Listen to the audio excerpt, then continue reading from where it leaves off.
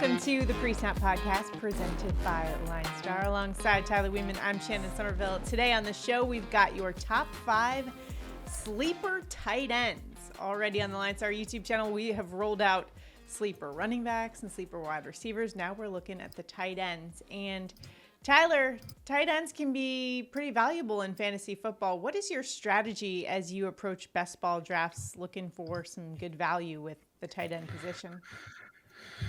Yeah, one of the things that we have seen throughout, the years of best ball is tight end is just hard. There's only a couple guys that you can count on week in and week out.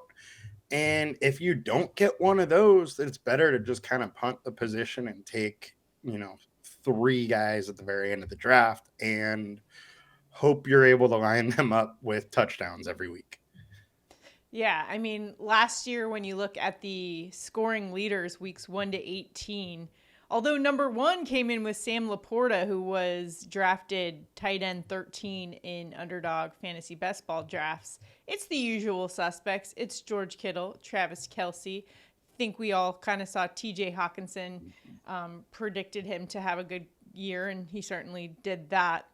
So to your point, it's kind of like, if you don't get George Kittle, if you don't get, Mark Andrews not on the list, but he did obviously miss some of that for an injury last season, so wasn't able to come up with the production, but we're expecting him to be back this season. But again, if you don't get those guys who are the reliable, touchdown scorers week in and week out, get a lot of volume in the passing game, I guess how are you evaluating some of these tight ends that you're seeing in these best ball drafts? Like, what are the criteria for you? Tight end 1 and 2 is Sam LaPorta and Travis Kelce right now, ADP wise.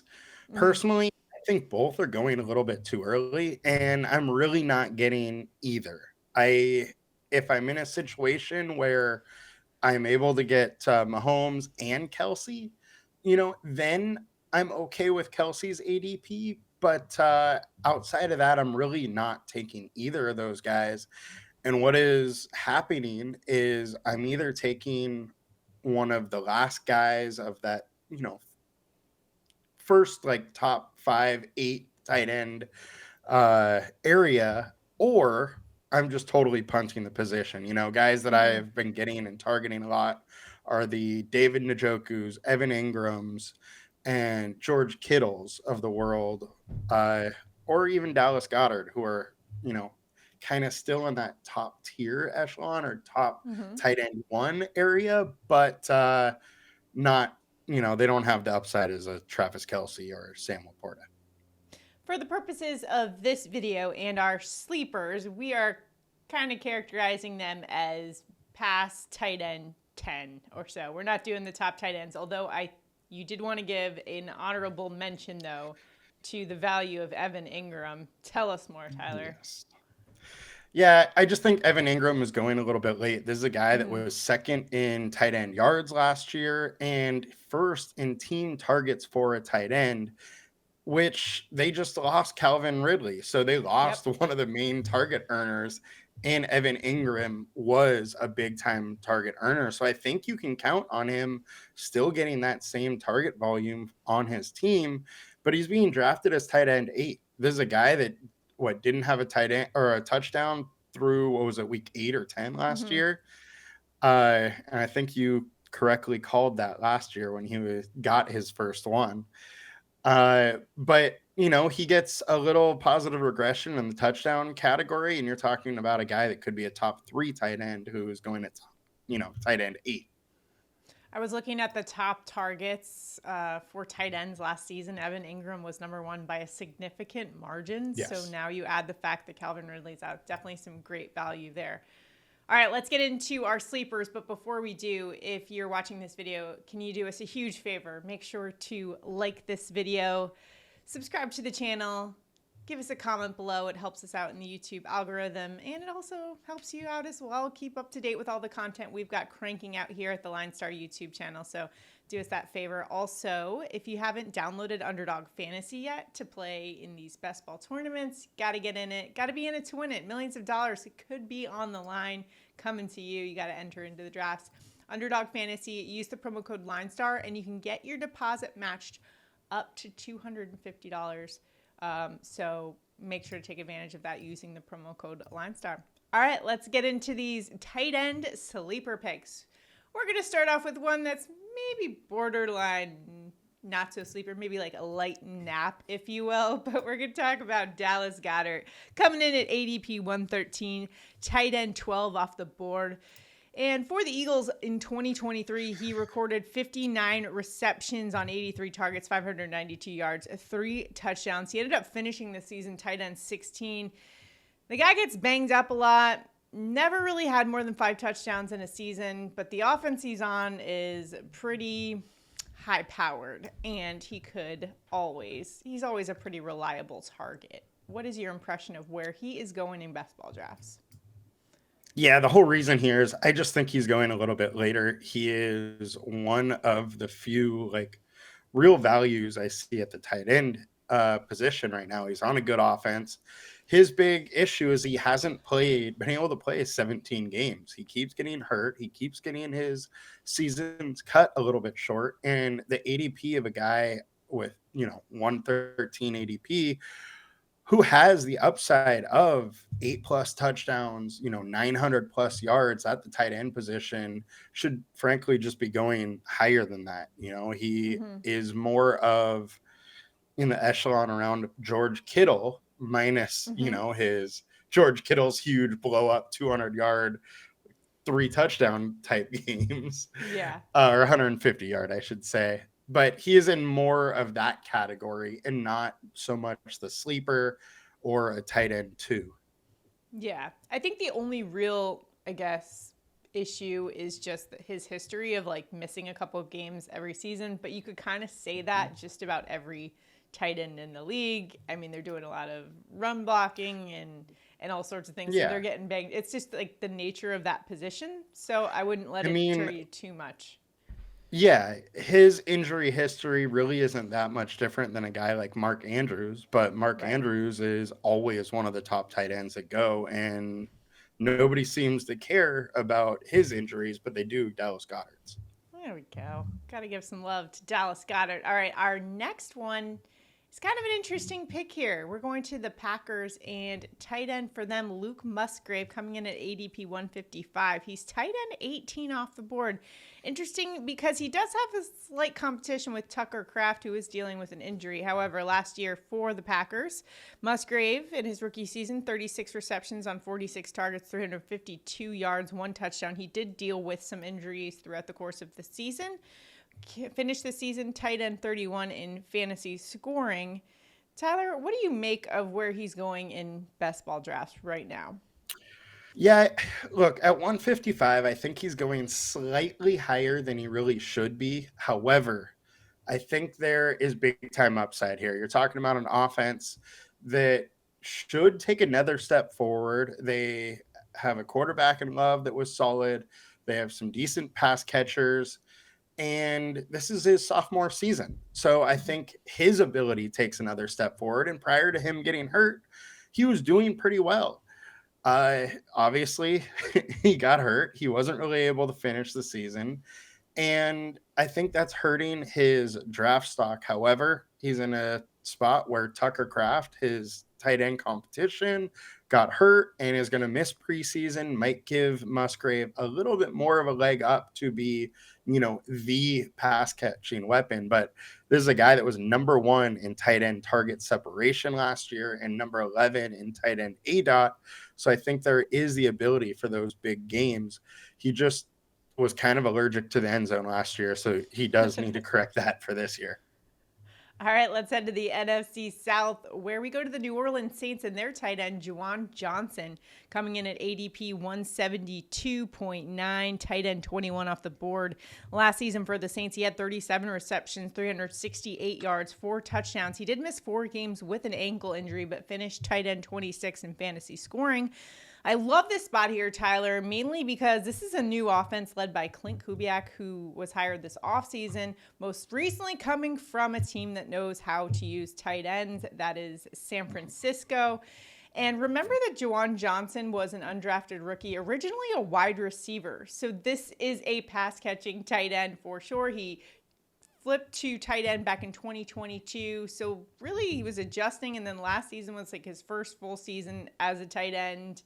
And since he made that adjustment and then got a little bit hurt and banged up throughout the season, also the Saints offense wasn't exactly inspiring too much, but they also didn't make very many moves to add anyone to that position, which leads me to believe that they are thinking Juwan Johnson is their guy, so they might incorporate him more so into the game plan moving forward. What is your interpretation?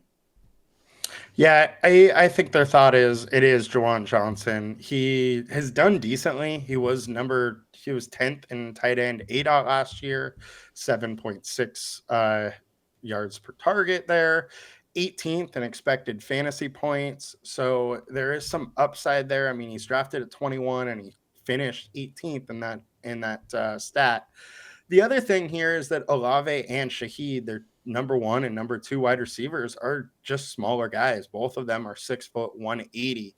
So there is some red zone abilities there for Juwan Johnson where he could have kind of an outlier touchdown year.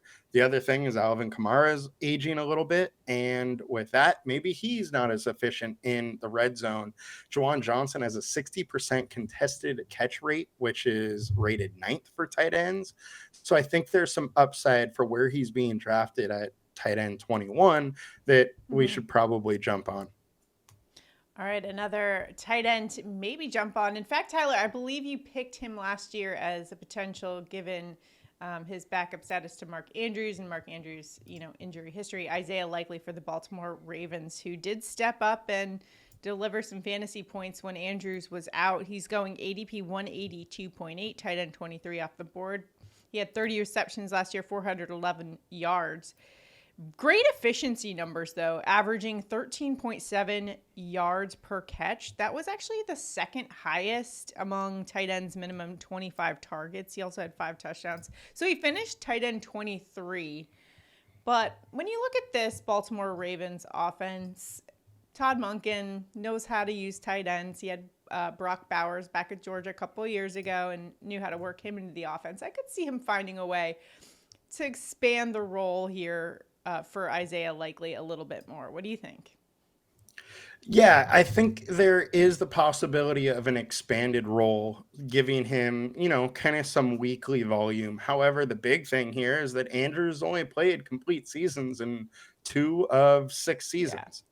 Yeah. Meanwhile, we got Likely at the number 1 tight end in fantasy points per target in 2023, and he has there's 147 QB rating when targeting Likely, which is number 1 for tight end. So we have some really, really good stats with Likely. And I think those lead to not only Baltimore trying to get him involved a little bit more, but being a standout option if Andrews goes down. All right, let's head to the Tennessee Titans. Chig Okonkwo, 54 receptions, 77 targets last season, 528 yards and a touchdown. He finished tight end at 22, and kind of a tale of 2 seasons for Chig. Over the first 9 games of the season, 27 receptions for 200 yards, and he dealt with a lot of drops, 4 drops for him. But hey, I think some of those balls were thrown a little bit out of his area code. Tannehill at quarterback. Over his last 8 games, though, he had 27 receptions, 328 yards and a touchdown. Only 2 drops, so he definitely got better the second half of the season with some of those numbers there. He was actually, found this stat, one of just 7 tight ends in the NFL over the last 2 years that have had 900 plus yards, 8 plus yards per target. So he's someone who can be explosive in the passing game. What do you expect for him going into 2024? Yeah, that explosiveness is something I like about him. He had a 4.52 40 as a tight end, so he has that big play ability. There's also the new coaches in Tennessee. They should pass way more this season than they have before. So even though there are more passing weapons, his target should still be there. He's also a 3rd-year tight end now and generally takes tight ends, a few years to start breaking out he has ability. We've seen some glimpses of upside. It's just a matter of him taking another step and getting it done. I think at ADP 194, where it's literally one of your last picks, Yeah. that he's a good bet in that spot where the offensive situation that is higher paced, more throwing, could improve his situation big time. He seems a lot happier in interviews so far in like OTAs and stuff, just praising the new coaching staff and a more relaxed environment, which I guess is a little bit of a knock on Vrabel and maybe ran kind of a tight ship, but he seems to be enjoying the new coaching staff. Maybe that means more opportunities for him. I don't know, but I just saw an interview with him and he just seemed really happy. So maybe some more, balls thrown his way for 2024, which would be great for fantasy purposes. Especially, that would be awesome if you took him like really late in your best ball draft and he just delivered a bunch of those boom weeks that we just love for best ball purposes. That'd be just awesome if you could just do that. Yeah. And that's one of the things that I'm doing is I'm taking, 3 guys with my last, say, 6 picks or so at tight end, and then just hoping I piece together some touchdowns for the playoff weeks. It's really all comes down to that playoff weeks. And if, say, Kelsey or LaPorta doesn't go huge, then what's going to happen is just all you need is a TD. There you go. All you need is a TD. So let us know what you think of our picks for our tight ends for best ball in the comments. A comment helps us out. It also, helps you out as well. If you want to, LineStar, subscribe to the YouTube channel. Also check out the LineStar software during the regular season. We've got all of the information that you need to dominate in daily fantasy and prop betting as well. Our Props AI tool, we are handing out daily picks every day here on the LineStar YouTube channel. So if you can do us a huge favor, subscribe to the channel and keep up with all the content we've got coming out. We've already got those running backs, the wide receivers. I guess we could do quarterbacks next week. This should be an interesting position to kind of talk sleepers. Anything off the top of your head? I'm just trying to think of quarterbacks to target for best ball. Have you been targeting anyone specifically? I think there's a lot of guys that you can target for best ball late that, there's big time upside and they're just not being taken probably as much as they should. All right. For more information, again, LineStar app, we're going to have a new tool coming your way that will help you tremendously in best ball. So stay tuned for that. Good luck in all of your best ball drafting. Again, Underdog Fantasy. Use that promo code LineStar. We'll see you guys next time. Have a good one. Good luck, guys. Bye.